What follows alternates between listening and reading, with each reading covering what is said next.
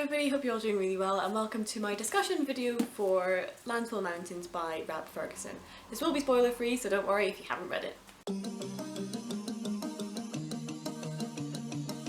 So Landfill Mountains is a book written by Rab Ferguson that I sort of came onto my radar because it's published by a publishing house that I just happened to follow on Instagram, and I saw it getting advertised a lot. It was about, you know, stories and about climate change and stuff, and I thought it would be a really interesting thing to read.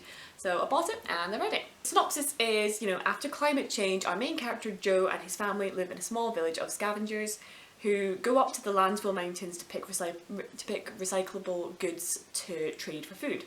Joe always has a fascination with the city that his family fled from, and a curiosity about what life is like outside the village and whether whether there's more going on outside his little community, because he sort of almost finds it too small. And after his friend is injured, he sort of decides that he needs to get to the city that they came from to see if he can find a cure for her, and everything kind of goes from there. And overall, you know, I say this is a discussion video because I have neither a strong opinion one way or another about this book, because it's enjoyable but like nothing mind-blowing. I think it's such a shame because I think it had some really, really good ideas that just perhaps weren't explored in a way that I thought they were going to be. You know, Joe is a really, really good character and his arc in the book is actually really interesting. I very much enjoyed reading about him and watching him grow, change, and specifically mature. You know, this is definitely a story about the main character maturing into an adult, basically. It's a coming-of-age story for Joe finding his place within the community and within this world that he's found himself in. You know, he has a very fun relationship with his family, especially with his grandfather, and how his relationship with his dad developed over the book as well was really, really interesting. I thought that was really well done. So the world building of this sort of story is really interesting because it's taking place in almost like the immediate sort of collapse of society once climate change has started to affect things. You know, they're in a tiny little village. You know, there's no communication between other settlements. You know, a lot of people have been wiped out just by starvation and the sun. You know, the sun's so hot. You know, they have to constantly cover themselves during the day if they can. You know, it's in the very sort of like near future as to what would be happening with climate change. And you know, this is a small sort of little sort of like town where everyone, you know, people go up, like I said, they go up the mountains to find recyclable goods and stuff and then come back in the evenings. And I just thought that the sense of community in this book was just gorgeous. Like, it was just so sweet. You know, not just, you know, just of this village, and as well just the idea of the community, not just within the village but across settlements. You know, you have the idea of these people called drifters, who are people who happen to have cars that are still running because they run on electricity.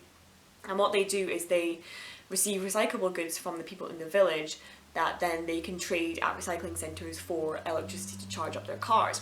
So then what they then do is they go from settlement to settlement in their cars, pick up food and things that to trade, so they can then trade, you know, food and stuff for their recyclable goods and stuff. And that's kind of how society is working and how it's continuing on, even though everyone's quite isolated from one another. And it was just a really, really interesting thing, I think, of like a way just to have everybody be connected and explain how they still have trade and stuff going on. Moving on though to the idea about climate change. You know, this is supposed to be a story about climate change and stuff, but there's almost like a complete lack of that as a theme. You know, the overall themes of this book are storytelling and climate change, yet they don't really cross over, and it almost feels like climate change is a backdrop to the main story about Joe and stories. You know, the actual story had very little to do with climate change and the after effects of it. You know, you could almost have this exact same story taking place anywhere else. It's, you know, it's immediately after things collapse, so there's still folk who used to live in the cities, but, you know, before everyone stopped working. Very little explanation though as to how the village got there though. Like, they just said everyone had to leave the city.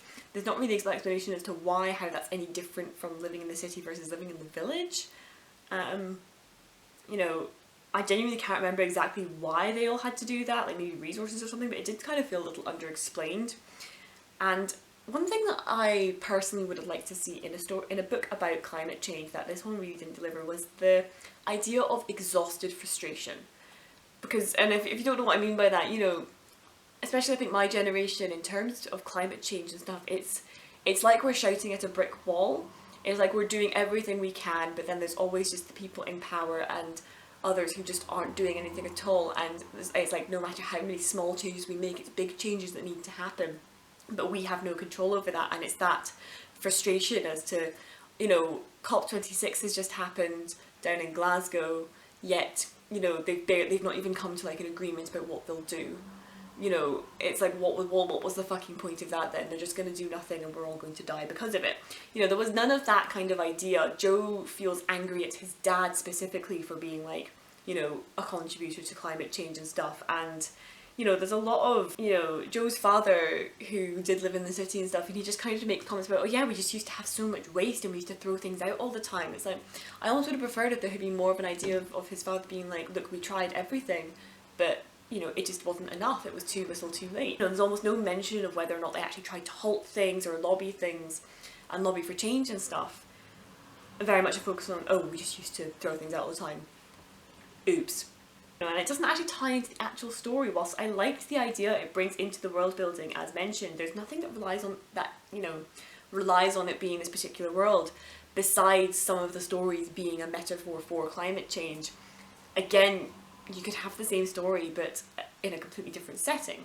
You know, the story is basically about Joe finding peace with his family and the way of life that he leads, and discovering the importance of stories and the magic that they hold. Literally nothing to do with climate change and global warming.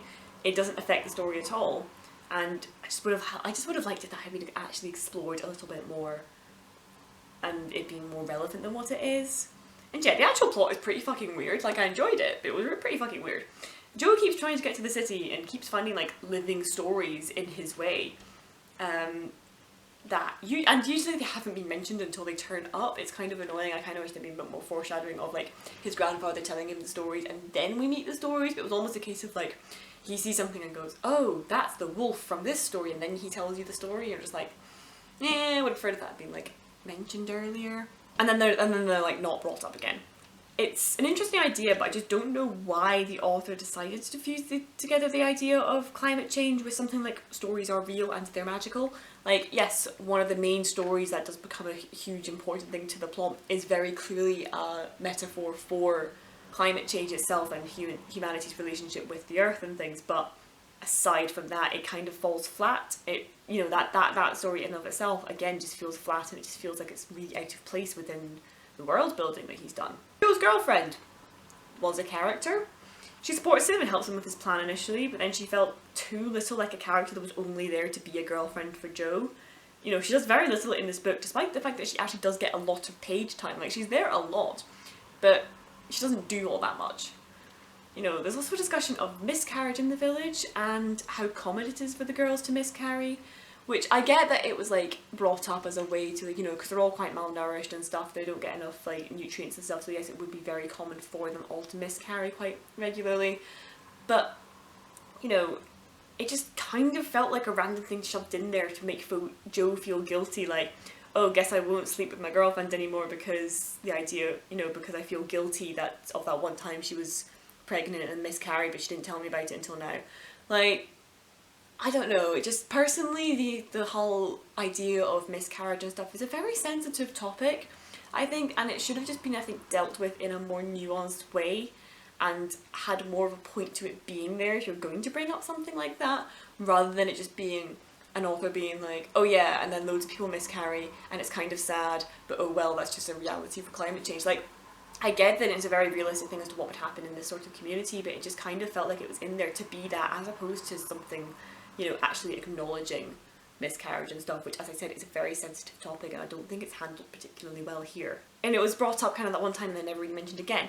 I found out that with a lot of stuff with this book is that it was like, you know, relevant for a page and then never mentioned again, and I just would have liked things to be a little bit more tied to the story. Like, Joe really carried the book though. I think one of the things that, you know, really kept me reading was him.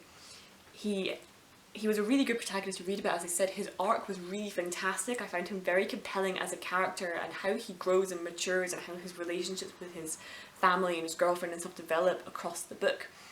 You know, he's a very, very interesting character and he learns a lot, and that's definitely kind of one of the absolute highlights of this book.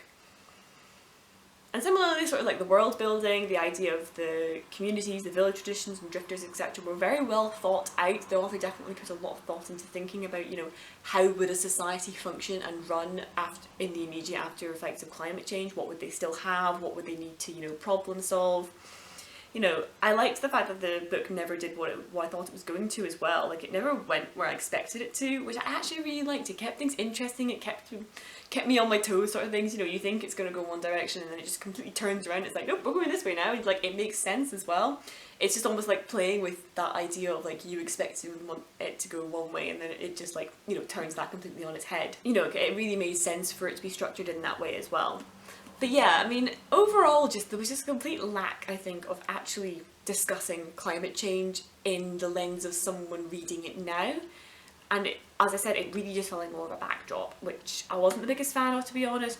But as I said, you know, the characters really brought something, Joe especially really brought something interesting to this book, and the idea about stories and the power that they have, particularly in small communities and stuff, was just absolutely fascinating, and I thought that was just really well done, you know. There's some there are high points and there are low points to this book, and it's a very, very interesting mix of fantasy and reality and stuff. It was just very odd read, but very enjoyable. I think I'd give it like 3 star out of 5, you know. I'm definitely mixed on like what my opinion of this book is. I'm not even sure I have an opinion of this book. Like, it was just it was enjoyable. I'm probably not going to read it again, but I wouldn't know whether to recommend it to someone because it's good, but it has problems and I don't really know how to describe it either. But anyway, thank you very much for listening to my discussion and review of Landfill Mountains by Rab Ferguson. Have you read it?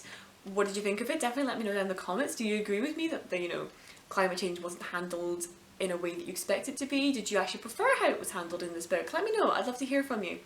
If you reached the end of this video, feel free to leave a like and feel free to subscribe. I'm posting a couple of videos a week at the moment. But thank you so much for watching. I'll see you next time.